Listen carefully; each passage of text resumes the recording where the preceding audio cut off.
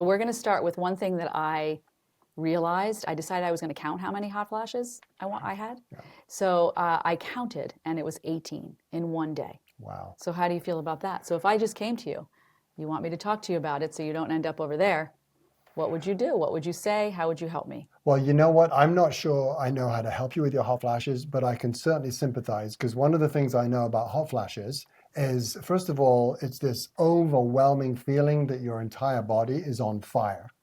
And it always happens at the worst possible moment. Usually, when you're at an important meeting at work, your mind goes completely blank. You forget where you are and what you're talking about. So it's really a double whammy. Not only is it physically unpleasant, it's horrible actually, but also you have that whole mental piece, Yeah. which makes it embarrassing. So I've got nothing but sympathy for hot flashes. Awful. Right. And I think it's a matter of us being able to come to you with that because maybe you could take some of that stress off when we're outside of the office, right? Sure. When we're in the home environment. Absolutely. Okay. And then there's the sleep, getting up randomly. And then I would go back to myself and say, okay, why am I not sleeping? What did I potentially do in the evening that could have caused, because you're trying to figure it out so that it stops, so that you can do something about it, right? And actually, it's not that you had that cup of tea or coffee at 4 o'clock. It's just the hormonal thing. Yeah, you're wanting to blame it on something, Yeah, right? But yeah. there's nothing there. Yeah, and here's the thing about the sleeplessness, because if you're not sleeping, you know that I'm not sleeping. Right. So if the woman is up all night because of her hormones, then the fella for sure is also up all night. And that means two very grumpy people at each other's throats in the morning, right? And then how about the brain fog? How about that? Like we opened up today saying, I walk into a room Yeah. and I'm not sure quite why I'm there.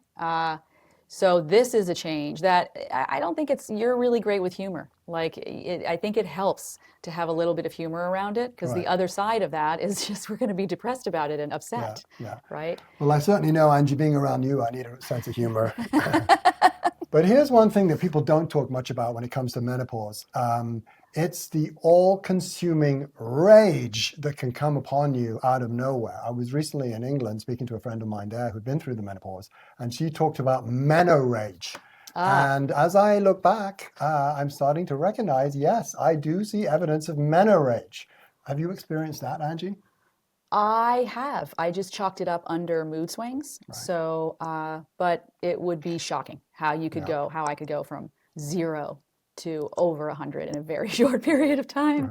Maybe because there was just the counter wasn't clean enough. I mean, ridiculous. But Yeah. it's real. But it's real. So we have to pay attention to it and talk about it. Right. And probably maybe the last symptom we'll go over in detail because I think I'm going to go get my crash helmet. Let's talk a little bit about the belly. What's happening there? Right. As we age, we're losing lean mass, so we're losing muscle. And unless we really focus on that 3 to 4 times a week, the fatty tissue is going to increase. And typically that's happening around our middles. So that is a big one. And we have to look at all the symptoms that we're dealing with also as a precursor to that, because if we're not sleeping, we're typically wanting foods that might help us stay up, Feel better, which is right? usually, yeah. It's the sugary snacks, it's the sugary drinks, it's probably wine by the bottle full. All of these things pack on the calories. Yeah. And it partly explain to why your shape is starting to change. But it's also genetic and it's also hormonal. So you can't blame yourself for the whole thing. It's part of a natural process.